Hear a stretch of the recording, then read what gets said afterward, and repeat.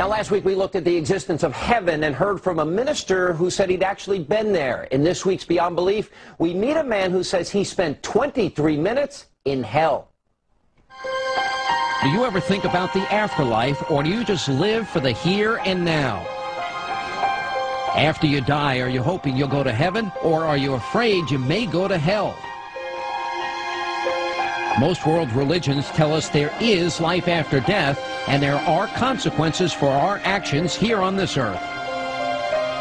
The faithful are counting on going to heaven, a peaceful, joyful place where good people spend eternity with God. Heaven is said to be a reward for living a decent, honest life, and it's about salvation. Hell, on the other hand, is the realm of the devil. We are taught it is a terrifying abyss of inconceivable agony and despair, where condemned souls are tortured by menacing demons and burn in an everlasting inferno without ever seeing God. The Bible tells us hell, or Hades, is the final destination for the unholy. Unless they repent, sinners like murderers, thieves, and liars will spend eternity paying the price for violating the laws of God. Now, atheists and agnostics don't believe that hell is a real place at all. Some say the notion of a bottomless pit of despair is just a deterrent invented by the clergy, an imaginary place of punishment used to keep people on the straight and narrow. But what if they are wrong? Many people who have had near-death experiences believe there is life after death and say for a brief moment they saw the gates of heaven. But it's rare that anyone says they've been to hell and back, until now. 10 years ago, Bill Weiss was just an average church-going man. But he says that on November 23, 1998, he fell asleep and had a terrifying vision. Without warning, he was hurled out of bed and found himself in the middle of the most horrifying experience of his life. I found myself falling through the air and landed in a prison cell in hell. It was so unbearably hot, far beyond the ability to sustain life. I wondered, how could I be alive in this heat? You have to fight and gasp for any tiny bit of air, and this is how you breathe in hell. It was like, you don't have enough air. The odors in hell are so foul and putrid and disgusting. It's the smell of burning sulfur and an open sewer, burning flesh, everything you can imagine that's terrible.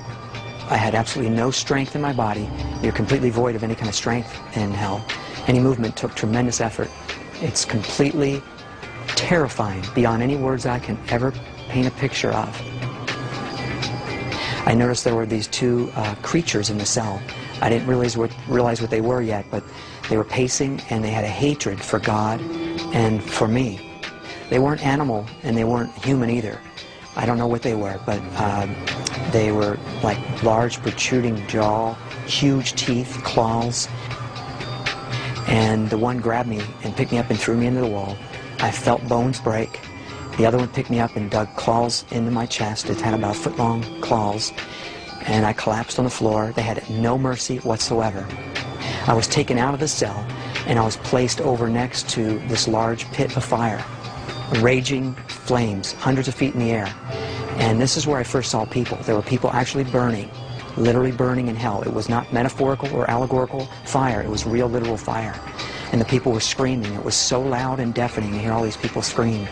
And the most awful sight I can't even really describe to you. There were all kinds of creatures around this perimeter. You know, deformed, twisted-looking creatures.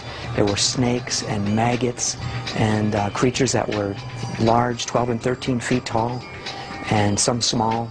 Everything had a distinct evilness about it. I wouldn't want to go back there for 5 seconds.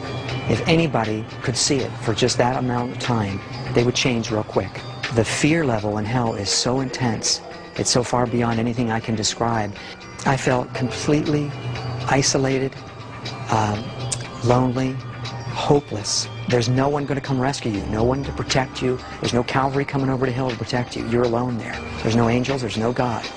Is the most horrific thing anyone can ever imagine. You wouldn't want your worst enemy to end up in hell. Hell is a real place. You want to avoid it at all costs. And coming up, so is hell really as he described, and does it really exist? Up next, we'll be joined by a priest, and he'll give us those answers.